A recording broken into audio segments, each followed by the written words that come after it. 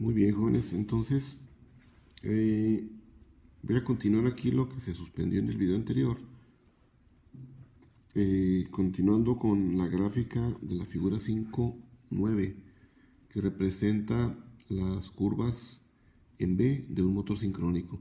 Solamente para comentar, finalmente, estos puntos que había comentado son los puntos que corresponden al factor de potencia unitario de la máquina. Entonces aquí solamente si la corriente se lleva a este punto, va a producir una corriente de inducido en este punto, por ejemplo aquí y aquí. Entonces se lleva al motor a trabajar en una condición básicamente como si fuera un caso puramente resistivo. La potencia es real, no hay potencia reactiva interactuando. Entonces solo se suministra potencia real al motor. Es decir, se tiene en ese punto un factor de potencia unitario, ya sea en esta curva, en esta otra curva o en la siguiente, ¿verdad? Aquí podríamos tener más curvas y en el vértice donde se lleva a cabo la operación del factor de potencia unitario. Si observamos la siguiente gráfica, es la que representa al motor sincrónico operando en dos condiciones, en dos estados. Entonces, en la figura 5.10 representa un diagrama fasorial para cuando el motor se opera en modo subexcitado. Y el diagrama B es cuando el motor está operando en el modo conocido como sobreexcitado.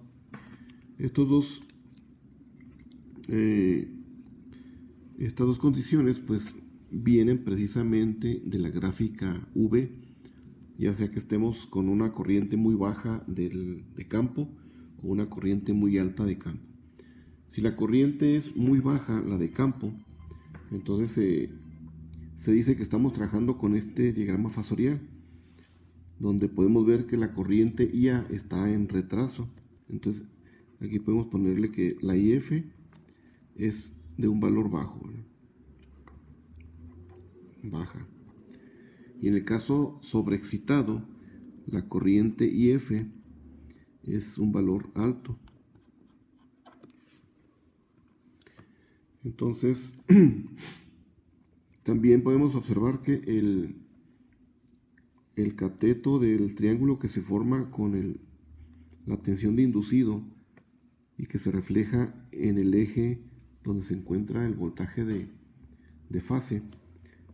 Esta proyección es básicamente el producto del voltaje inducido por el coseno del ángulo entre estas dos cantidades. Y esa cantidad va a ser menor al voltaje de fase.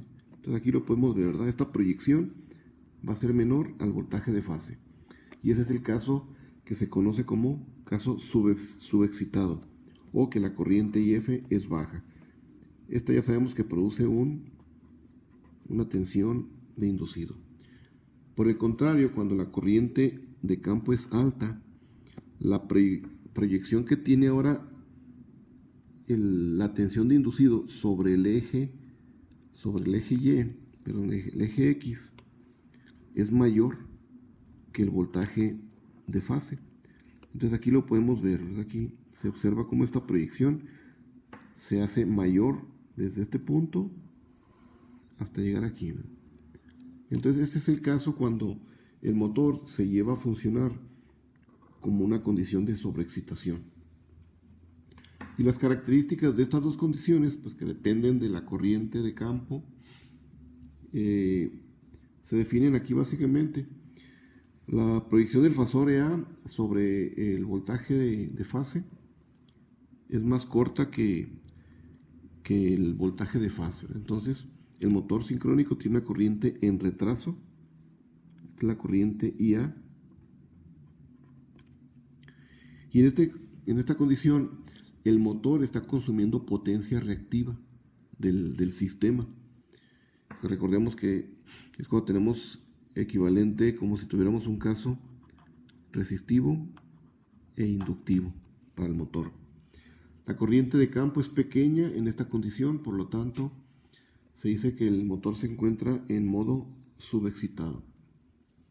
Si por el contrario la condición es sobreexcitación, entonces la proyección es más larga que el voltaje de fase. El motor ahora tiene una corriente IA, esta sería la corriente aquí, IA, que se dice que está en adelanto. Y ahora el motor es el que se encarga de suministrar potencia reactiva al sistema. Entonces esa es la condición de sobreexcitación. La corriente de campo ahora es grande en esta condición, por lo tanto se dice que se encuentra en una condición de sobreexcitación. Y pues aquí es cuando el motor básicamente ahora opera como si fuera un circuito altamente capacitivo. Entonces el capacitor es el que se encarga ahora de entregar potencia reactiva, pero al sistema. En el caso anterior, la potencia reactiva que se consumía, pues la obtenía del sistema, ¿verdad? Y aquí no, aquí lo puede entregar hacia el sistema. Por esa razón, el motor sincrónico se puede utilizar para tratar de mejorar el factor de potencia, esencialmente, cuando se lleva a esta condición de sobreexcitación. El siguiente es un ejemplo que vamos aquí a seguir, básicamente como en los casos anteriores, siguiendo un ejemplo del libro de Chapman. Se encuentra aquí el motor sincrónico.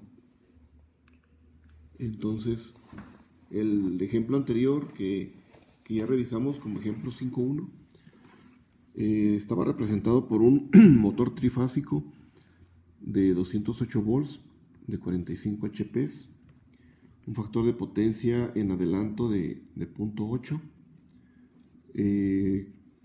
conectado en configuración estrella, y que alimenta una carga de 15 HP a un factor de potencia inicial de 0.85 en retraso. La corriente de campo en estas condiciones es de 4 amperes. Entonces se pide esos tres incisos: dibujar el diagrama fasorial,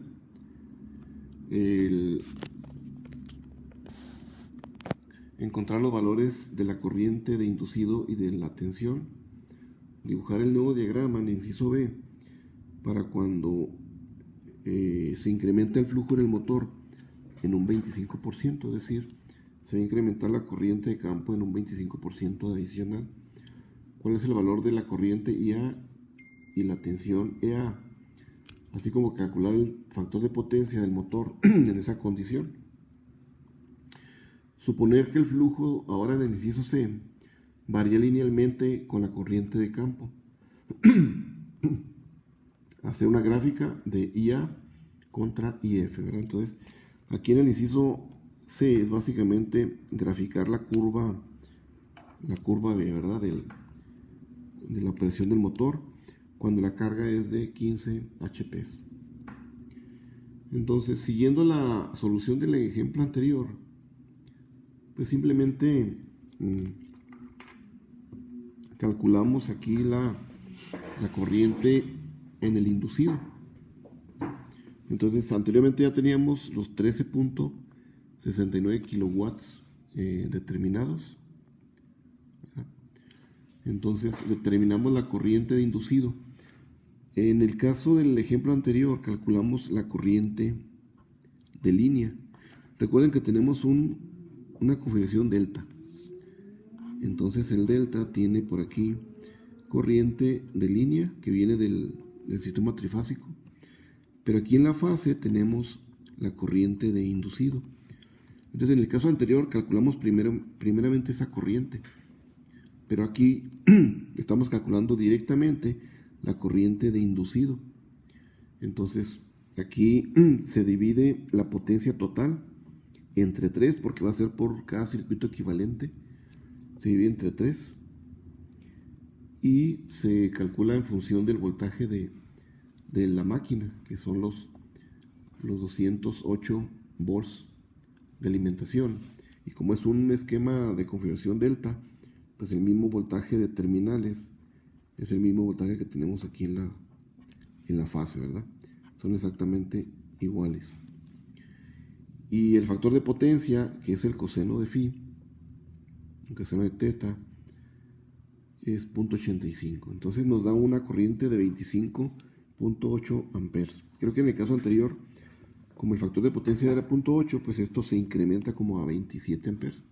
Aquí con 0.85 de factor de potencia se reduce en 25, casi 26 amperes. Se determina el ángulo del coseno inverso de este factor de potencia, dando un ángulo de 31.8 grados. De tal manera que la corriente de inducido ahora se representa por este fasor. Su magnitud, que es un valor efectivo o RMS. El ángulo, que el signo nos indica que va en retraso, porque el problema, pues acá al inicio nos indicó que era un 85% en retraso. Ahora, por la ley de Kirchhoff de voltajes de la ecuación 5.2, como es un motor, calculamos el voltaje de inducido. Simplemente tomamos como referencia nuestro voltaje de fase en el circuito equivalente, le restamos la caída que tenemos en la reactancia sincrónica, donde utilizamos el valor calculado de la corriente, el valor de la reactancia sincrónica ya conocido. Recordemos que aquí la RA aproximadamente fue 0, ¿verdad? O se desprecia. Generalmente en los motores sincrónicos pues se tiene una RA muy pequeña y se puede despreciar. Se realizan las operaciones y se llega a que el voltaje de inducido es de 182 volts. Es un valor efectivo o RMS con un ángulo de menos 17. Ese ángulo de menos 17, pues ya sabemos que es el ángulo que se tiene entre el voltaje de fase, que está en 0, con respecto al voltaje de inducido. Y esos son los... En valor absoluto, pues son 17 grados, ¿verdad? Y el valor negativo del ángulo, pues nos indica que está retrasado con respecto al voltaje de fase. Entonces aquí se muestra el diagrama fasorial que se tiene para esta condición. La corriente en retraso, que es esta corriente IA,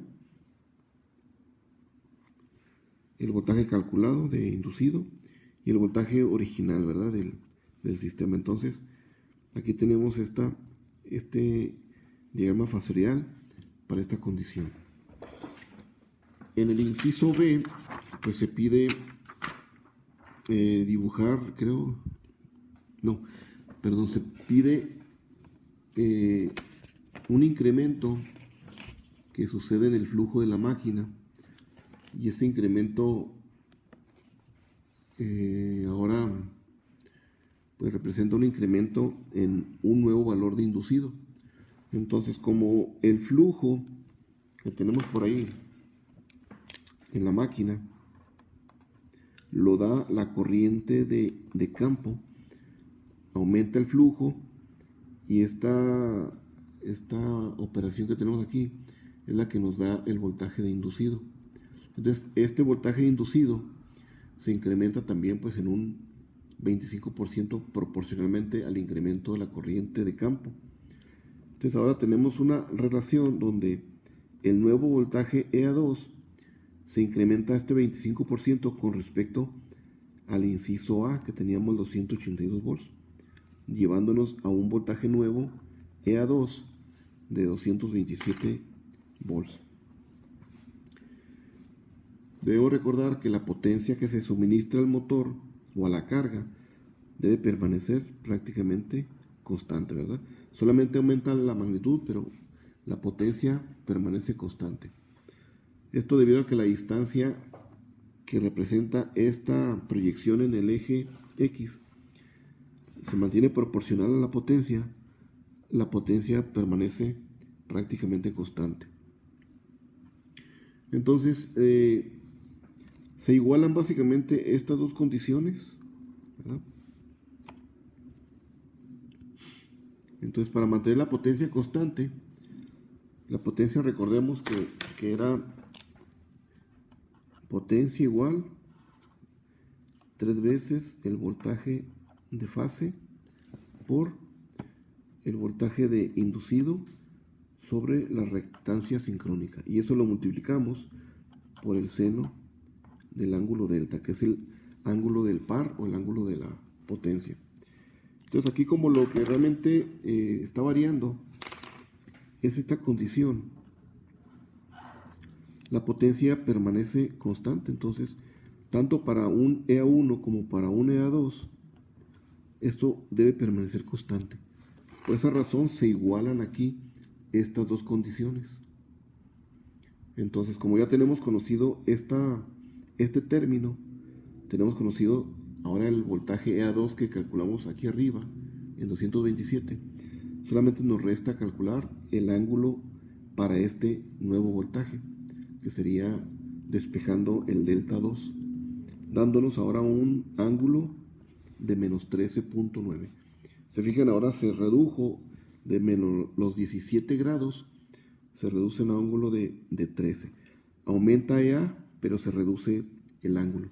Y eso permite pues, que se mantengan estos dos prácticamente constantes, tanto para EA1 como para un nuevo EA2.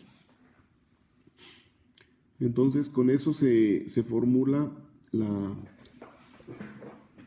cantidad del ángulo delta 2, y ahora determinamos la corriente del inducido. Y la corriente del inducido pues la determinamos de la ley de Kirchhoff. Simplemente despejamos la corriente nueva IA2 con el voltaje que este es constante, el que alimentamos el motor. Este es el que acabamos de determinar, y esta reactancia pues es la misma reactancia del motor, ¿verdad? Que ya tenemos conocida en 2.5 ohms. Entonces ahí realizan las operaciones y se llega a una nueva corriente con un nuevo ángulo, ¿verdad?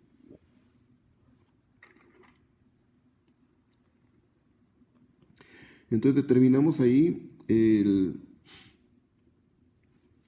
valor de la corriente en 22.5 amperes, y este ángulo de 13.2 viene del nuevo ángulo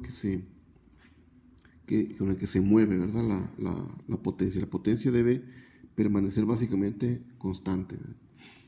Entonces se determina finalmente el nuevo factor de potencia en 0.97 en adelanto.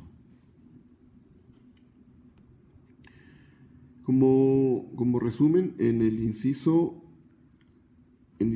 A, el diagrama fasorial resultante corresponde a la misma figura que mostramos anteriormente. Entonces, si regresan a la lámina anterior, aquí pueden ver ustedes el diagrama fasorial que corresponde al inciso B. Entonces, tenemos un nuevo EA2, que son los 227.5, con un nuevo ángulo. Esta cantidad de la caída pues también se afecta, ¿verdad? Porque la corriente se reduce, la corriente de inducido.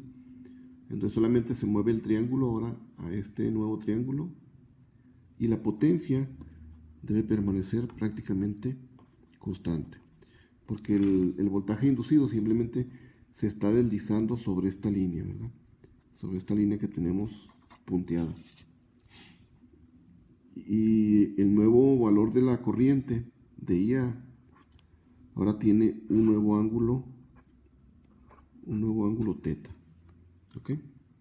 Entonces eso lo podemos calcular también, ese ángulo teta, asumiendo que esta potencia pues es la misma potencia constante. Podemos también calcular la corriente anterior que teníamos con su ángulo y determinar el nuevo ángulo de teta, que fueron los 13.2 grados, pero ahora en adelanto, ¿verdad? Aquí vemos que está en adelanto en esta gráfica. Muy bien, entonces seguimos aquí con el inciso C, y el inciso C pide básicamente graficar, ¿verdad? Graficar aquí la corriente IA con respecto a la corriente IF. Entonces, dice por ahí que se supone que el flujo varía linealmente con la corriente de campo. EA también variará linealmente con esta corriente. Se sabe que EA es 182 originalmente, ¿verdad? Para una corriente de campo de 4 amperes. Esto lo da el problema. Entonces esto fue lo que calculamos en el inciso A. Por lo que se puede calcular un nuevo valor de EA para cualquier corriente de campo con la siguiente relación, ¿verdad? Entonces con esta relación nos está diciendo que podemos calcular un nuevo valor de EA para cuando estamos incrementando un valor de corriente de campo. Entonces iniciamos nosotros con un primer valor que calculamos, que eran estos dos valores en el inciso A. Entonces, despejando la nueva EA, nos dice que es proporcionalmente a la corriente IF a este factor, ¿verdad? Entonces, esta ecuación 5,5 va a ser importante para darle un valor a IF e ir calculando el valor de EA2. Y con esto poder hacer nuestra gráfica V. El ángulo del par, que es el ángulo delta de cualquier corriente de campo, se puede calcular a partir de la potencia suministrada a la carga, que debe ser prácticamente constante. Entonces este ángulo ya lo habíamos determinado también en el inciso anterior con esta ecuación. ¿Okay? Entonces ese ángulo se va calculando conociendo cada uno de los valores que tenemos de las tensiones de inducido. Entonces con estos dos datos calculamos el valor prácticamente del voltaje fasorial EA2. Le dimos un valor de IF con esta ecuación que tenemos aquí arriba. Entonces se puede calcular la nueva corriente en el inducido con la corriente donde despejamos de la ecuación 5,2, que esta era la ecuación original de la 5,2 de la ley de Kirchhoff. Calculamos una nueva corriente de inducido. Entonces, como aquí arriba nosotros dimos una corriente IF, calculamos una EA, lo sustituimos y calculamos una IA. Y con esto poder calcular nosotros esta gráfica, ¿verdad? Lo que es la IA contra la IF. Y poder replicar esta gráfica. Eso prácticamente pues lo pueden hacer con una herramienta de cómputo, por ejemplo en MATLAB o en otro software, y es lo que se observa en su ejemplo. Y aquí tienen ustedes en esa lámina que pueden descargar desde Dropbox, donde por medio de la herramienta de MATLAB o por ejemplo MATCAD pueden ustedes calcular los valores de IA y de EA, variando la corriente de campo desde un valor mínimo a uno máximo. Entonces, como originalmente el programa nos decía que para una EA se tenían 4 amperes, se varía, vamos a decir, desde 1 ampere, 2, 3, hasta el voltaje, perdón, hasta la corriente que ustedes decidan, ¿verdad? Entonces eso pueden realizarlo utilizando las ecuaciones anteriores 5,5 a 5,7. En el libro de Chapman pueden ustedes revisar el el listado o el archivo con el que pueden ustedes graficar. La gráfica finalmente pues nos muestra este resultado al hacer la simulación en el MATLAB, que lo mismo lo pueden hacer en algún otro programa de graficación. Simplemente replican el archivo o el listado y van a llegar a graficar la corriente de inducido contra la corriente de campo, ¿verdad? Entonces esta es la corriente IA y aquí tenemos la corriente IF.